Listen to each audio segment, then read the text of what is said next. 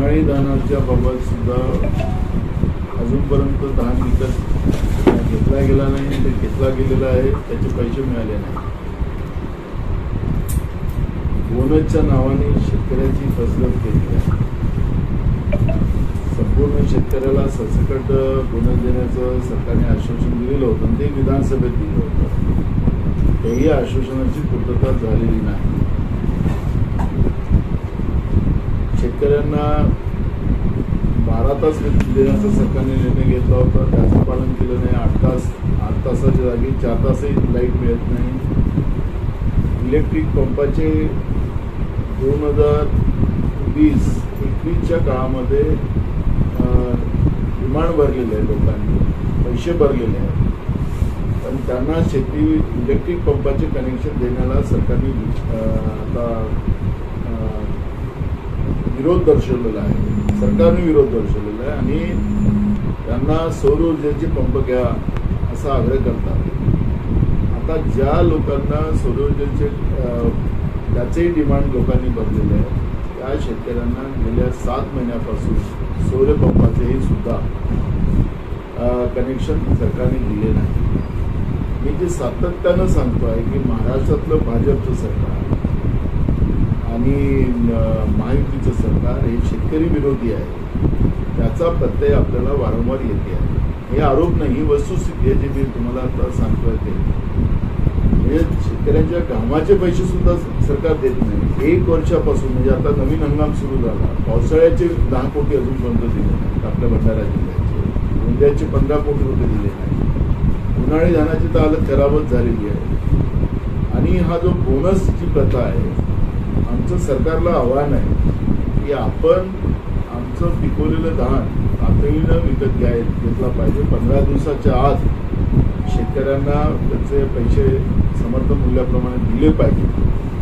पण तुमचा पोता नसतो, तुमचं केंद्र सुरू राहत नाही आणि त्यामुळे शेतकऱ्यांना पडल्या भावाने विकावं लागतं. ते पर क्विंटल 500 रुपये कमी भावाने शेतकऱ्याला त्याचं पिकवलेलं धान त्याला कमी दराने विकावं लागतं.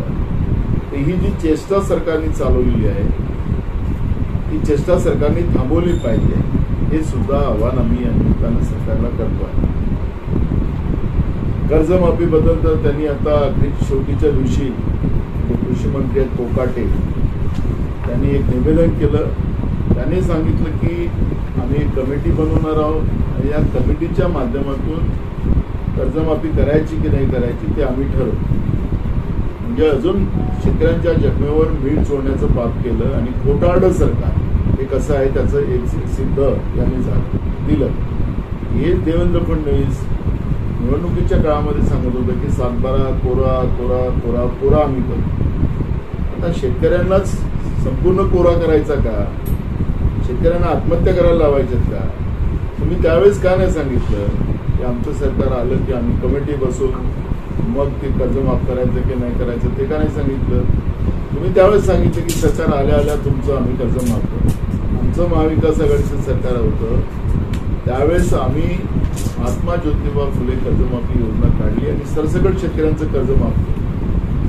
मग हे खोटारडं सरकार जे आज महाराष्ट्रात आहे, शेतकरी विरोधी सरकार जे आहे, या सरकारने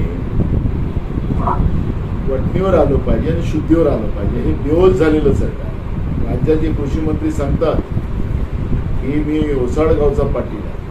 म्हणजे कृषी मंत्री सांगतो की माझं हे खातं जे आहे ओसाडगावची पाटील, असं जेव्हा सांगत असेल तर या सरकारची शेतकऱ्यांबद्दलची आणि कृषी विभागाबद्दलची काय भूमिका त्याच्यातून स्पष्ट होती.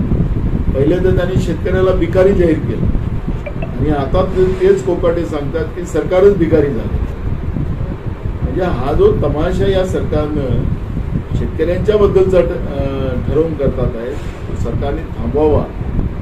कोकाटेने म्हणजे तुम्हाला ते आवडतं म्हणून कोकाटेला ठेवा कृषी मंत्री की नको ठेवा तुमचं काम आहे, पण शेतकऱ्यांची ज्या पद्धतीची चेष्टा चालू केली आहे ते थांबवावी ही भूमिका आमची आहे.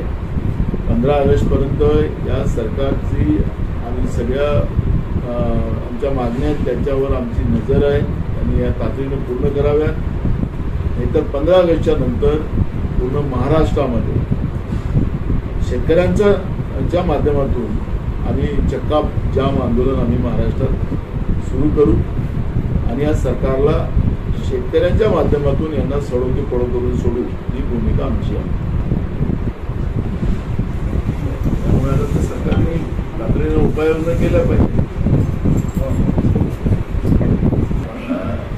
मी जी भूमिका मांडलेली आहे सुरुवातीला ओसाडगावची पाटील कृषी मंत्रालय हे ओसाडगावची पाटील इथं काहीच नाही या खात्यामध्ये विनाकामाचं खातं आहे.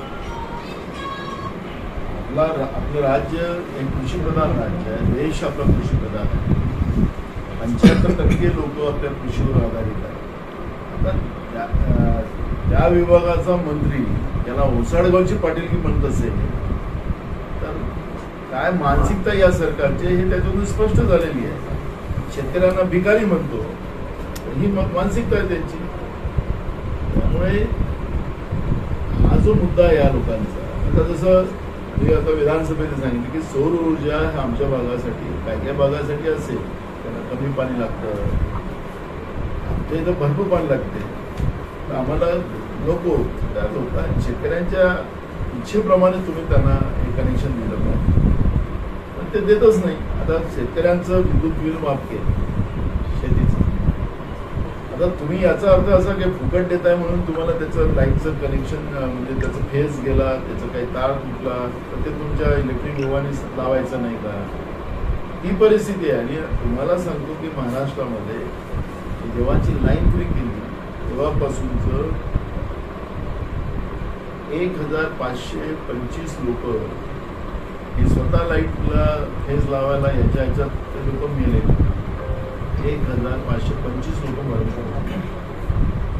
म्हणजे काय यांचं लाईनमॅन कामच नाही करत तिथं शेतीमध्ये, फुकट लाईन आहे ना.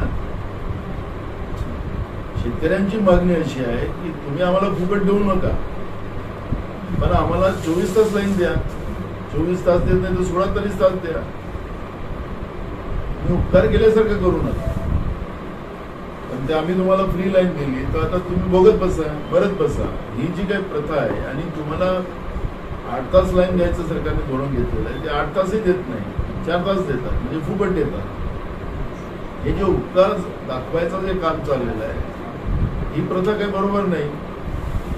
शेतकऱ्यांची वारंवार चेष्टा करणं, त्या जखमेवर मीठ चोरणं हे काम चाललेलं आहे सरकारचं. तर विरोधात आम्ही भंडाऱ्यातून सुरुवात केली आहे. म्हणजे सरकारमध्ये असलेले तिन्ही पक्ष आमच्या विरोधात उभे आहेत. आता शेतकऱ्यांनी ठरवायचं आहे की हे शेतकरी विरोधी लोकांना मतदान करायचं, आम्ही शेतकऱ्यांची भूमिका मांडणाऱ्यांच्या बाजूने उभं राहायचं. आणि आम्ही कृतीमध्ये करून दिलं. आम्ही कर्जमाफी केली आमची महाविकास आघाडीची. हे आता समिती बनवणार आहे.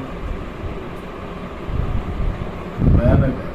जेव्हा आमचं बोर्ड आला आम्ही पहिली आमची भूमिका आहे की शासकीय ऑडिट करून घ्यायचं. आता सगळ्या प्रायव्हेट कंपन्याकडून ऑडिट होतं, म्हणजे शासकीय कंपन्याकडून होत नाही. आता प्रायव्हेट कंपन्या कसं द्यायचं काय द्यायचं तो त्यांचा भाग.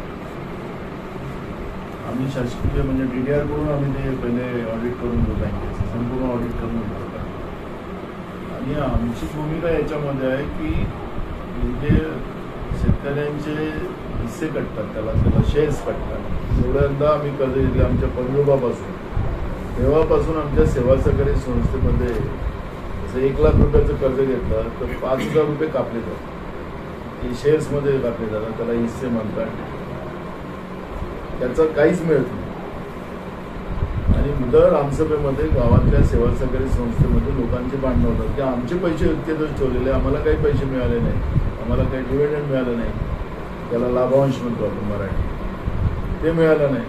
म्हणून आम्ही काय करतो की आमचं बोर्ड आल्यानंतर आमचा निर्णय आहे की आम्ही जे काही हिस्से आहे शेअर्स आहे त्याप्रमाणे बँकेने दरवर्षी ज्या लोकांची आहे ठेवी त्यांना आम्ही लाभांश देण्याचा निर्णय आमचं बोर्ड आल्यानंतर आम्ही करतो. ही भूमिका आमची नाही, रेटचा विषय नाही ना, त्याच्यावर व्याज मिळतच आहे, ते बँकेत पैसे जमा आहे.